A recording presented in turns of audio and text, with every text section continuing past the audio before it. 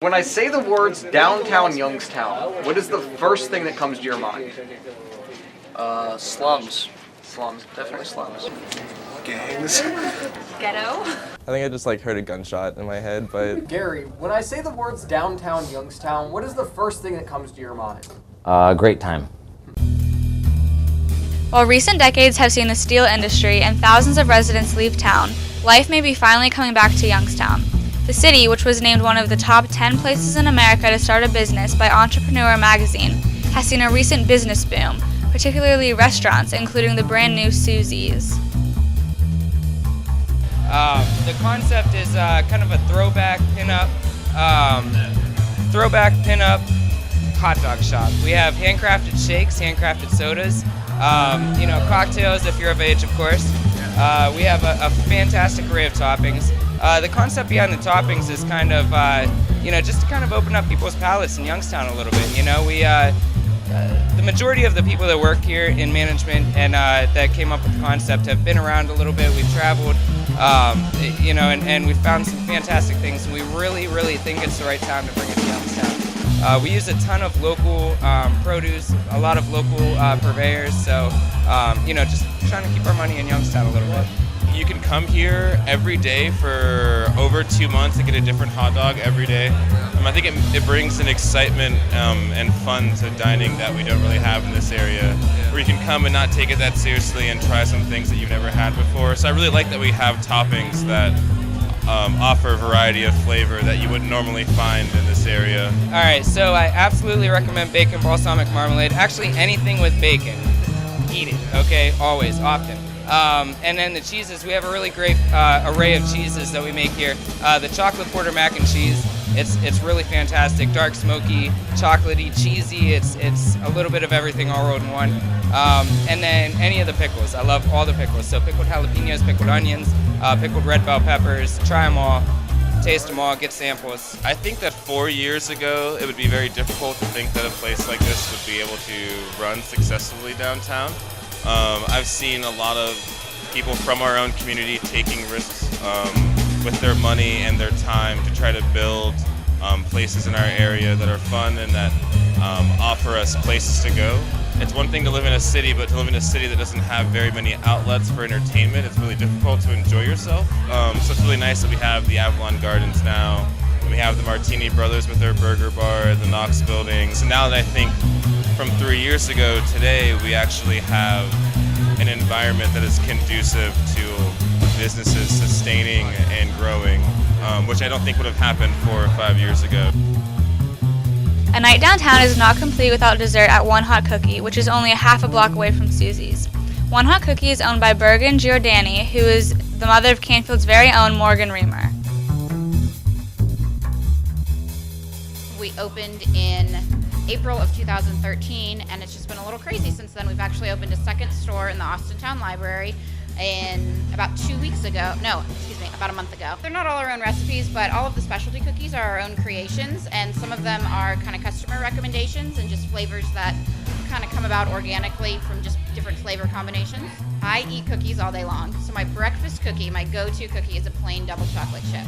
But as it gets later in the day, your after dinner cookie has got to be an Oreo or a s'mores. They're kind of the two favorites that either you're all chocolate or you're not so much, which is the s'more. We actually chose this particular location that we're in now was chosen kind of strategically. We wanted to be between the campus, which is up the stairs over here to the left, and between the downtown entertainment district, which is kind of where you spent the evening.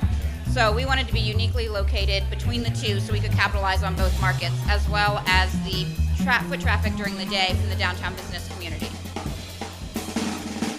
People should come to downtown Youngstown from Canfield because it's not that far, it's not at all scary, and you really need to see what the core of the community is. So we all live, myself included, live in the suburbs, but the suburbs wouldn't exist without the central downtown district.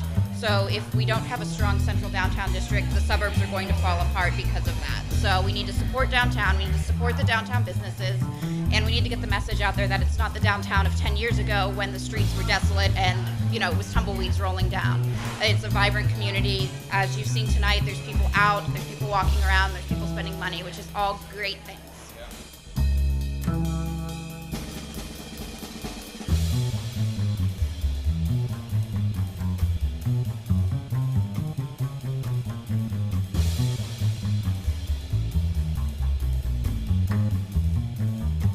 I think downtown Youngstown is kind of cool. When I was in high school, I used to hang out down there a little bit, be a little, risque, go to downtown Youngstown. My favorite place would be Eastern Gateway Community College.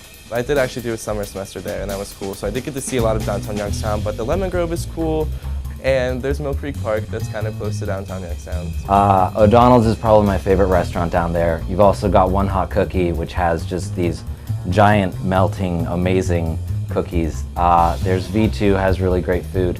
Cafe del Sol, it's up near YSU's campus. It makes these all different types of crepes. They're like the size of a person's face. My daughters both play basketball at the Y in Youngstown, so I'm there every Saturday. A friend of mine owns a restaurant and bar in Youngstown, the Draft House, he's a Canfield graduate. So it's a great place. The Covelli Center is always having great events going on there, Elton John being the last one. So I mean, it's rebounding certainly, but a lot of people give it a bad rap. I think people have such a bad perception, one, because it did go downhill for a while after the steel mills closed back in the 70s. Lots of people lost their jobs, everyone was moving out, rampant poverty. And there's still a lot of that, and there's still a lot of violence in Youngstown. If you're just like in downtown, just walking around in that area, there aren't any crimes there. There's like a police officer every other block, and it's perfectly safe. Youngstown is the heart of this area, and Canfield, essentially being a suburb of Youngstown, was built on the back of the inner city, the greater metropolitan area. So, naturally speaking, if you build your life as it is thus far in Canfield, you should experience the history, the culture, and the tradition that the downtown Youngstown area has to offer. It's not like there's like, that stereotypic like dark alley with a bunch of shady characters in trench coats in it.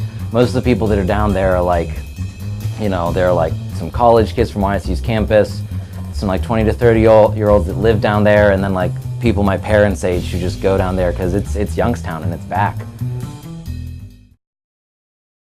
Welcome to another episode of Coffee Talk, minus the coffee this time. I'm here with one of our best writers, Sarah Heaven. Sarah, tell me a little bit about your article you've just recently wrote. Well, I'm writing an article about foreign exchange students and Canfield High School, obviously. They're people from Canfield.